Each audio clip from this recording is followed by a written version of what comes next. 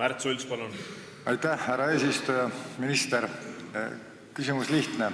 Kas kui see asi läheb internetti, see on igasti teretulnud asi, aga siis osa inimesi, kes ei valda arvutit, ütleme vanemas eas, ja kas siis nagu valimiste ajal siis käib tarbijakaitse arvutitega kodus ja laseb seal teha aitab neil koostada kaebust.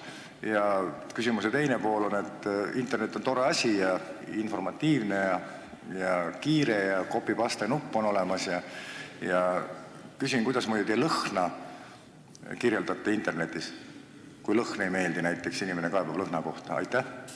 Aitäh! Ma alustan tagumisest otsast, et te kindlasti oskate seda palju värvikamalt kirjeldada, kui paljud inimesed suudavad seda isegi videos teha sõnadega.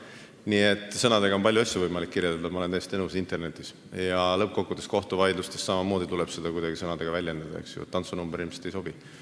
Aga mis puudutab interneti minekut, siis tarbija vaidluste osas on võimalik alati ka minna koha peale ja tegelikult tarbijakaitsest abi saada. Nii et keegi selle taha nüüd ei jää, et ta ei saa interneti või arvutile juurde. Ja loomulikult ajas järjest väheneb see osakaal, kes tegelikult ei kasuta oma vaidluste tegemiseks. Aga üldjuhul see peaks muutma ikkagi elu mugavamaks.